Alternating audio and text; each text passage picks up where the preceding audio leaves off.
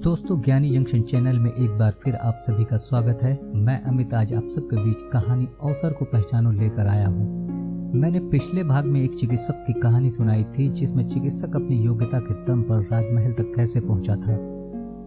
आज मैं दूसरी कहानी के माध्यम से एक बार फिर उसी विषय पर कुछ बताने का प्रयास करने जा रहा हूँ। तो आइए चलते हैं कहानी की ओर। अवसर को पहचान कर उससे लाभ उठाने की योग्यता न होने पर मनुष्य बेबस होकर रह जाता है।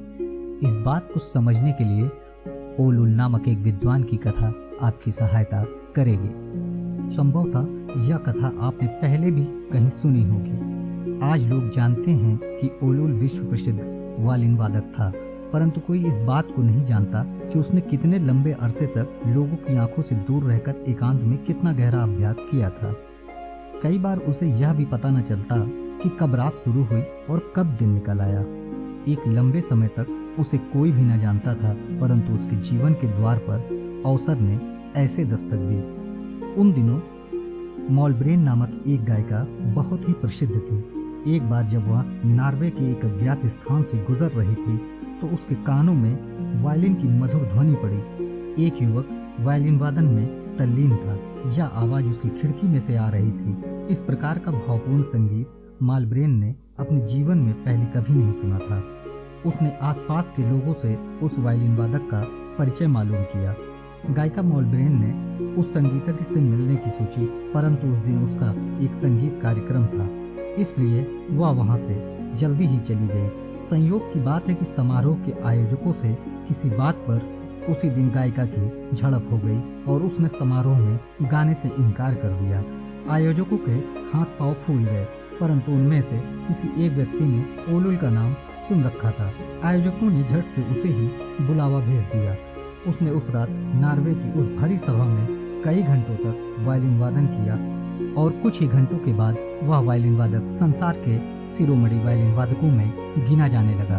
यह एक अवसर था, बल्कि अवसर का एक क्षण था जिसने उसके द्वार पर आकर दस्तक दी, परंतु ओलूल उस अवसर के स्वागत के लिए तैयार था। यदि ऐसा न होता तो वह कभी एकाएक इतनी प्रसिद्धि प्राप्त न कर पाता। उसने अवसर को पकड़कर उससे लाभ उठाया। जॉर्ज कैरी द्वारा लिखित एक घटना से यह बात और स्पष्ट हो जाती है। एंटोनियो नाम का एक लड़का फेलेरा नाम के एक धनी व्यक्ति के घर में बर्तन मांजने की नौकरी करता था।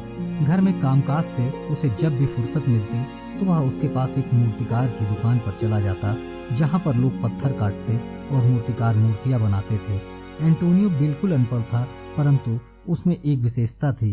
वह हर बात को बड़े ध्यान से देखता था और जब भी कोई काम करता था तो पूरी तन्मयता के साथ उसे जब भी कभी समय मिलता वह उस दुकान पर पत्थर काटने का काम करने लगता।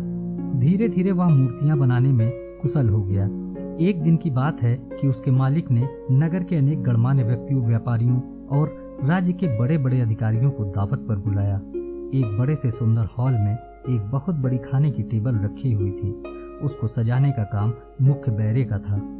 अन्य सब काम तो बड़े ठीक ढंग से चल रहे थे, परंतु टेबल के बीचों बीच सजावट की एक मुख्य चीज तैयार करते समय एकाएक कुछ गलती हो जाने के कारण वह चीज बिगड़ गई। उधर अतिथियों के आने का समय हो रहा था। बर्तन मांजने वाला लड़का एंटोनियो भी उस समय वहीं मौजूद था। वह भी अन्य कामों में हाथ बटा रहा था। जब उसने मुख्य बैरे को परेशान हाल देखा तो वह उससे बोला, उस्ताद जी, आज्ञा हो तो मैं कुछ सेवा करूं। बैरे ने कुछ काम बनता न देख बड़ी लापरवाही से कहा, अच्छा तुम ही कुछ कर देखो। कमी तो किसी चीज की थी नहीं। एंटोनियो ने तुरंत ढेर सारा मक्खन मंगवाया और जमे हुए मक्खन से शेर की एक ऐसी आकर्षक मूर्ति बना दी जिसे देखकर बैरे की सांस में सांस आ गई। अभ्यागतों के आने का समय हो चुका था। एंटोनियो का मालिक उस समारोह में बहुत प्रसन्न दिखाई दे रहा था, परंतु उसे क्या पता था कि इस व्यक्ति के लिए एक सुनहरा अवसर आ उपस्थित हुआ था। उन अभ्यागतों में एक व्यक्ति मूर्तिकला का विशेषज्ञ भी था। उसका ध्यान बार बार उस मक्खन के शेर की ओर जा रहा था। आखिर उसने अपना मौन तोड़ा और पूछ ही बैठा कि शेर की वह मूर्ति किसने बनाई है। बैरे ने एंटोनियो को उसके सामने ला खड़ा किया। मूर्ति विशेषज्ञ ने कहा कि यह मूर्ति तो कलाकारी का बहुत श्रेष्ठ नमूना है। यदि इस व्यक्ति को मूर्तिकला की नियमित शिक्षा दी जाए तो एक दिन वह विश्व प्रसिद्ध मूर्तिकार बन सकता है। एंटोनियो के मालिक ने उसी समय सबके सामने यह घोषणा की कि मूर्तिकला के अध्ययन के लिए जहाँ भी आवश्यकता होगी एंटोनियो को भेजा जाएगा और उसका सारा खर्च वह उठाएगा।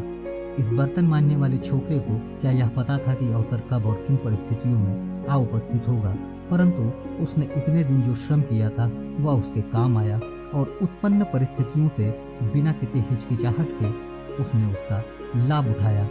आज वही मूर्तिकार कैनोवा के नाम से विश्व प्रसिद्ध मूर्तिकारों में गिना जाता है।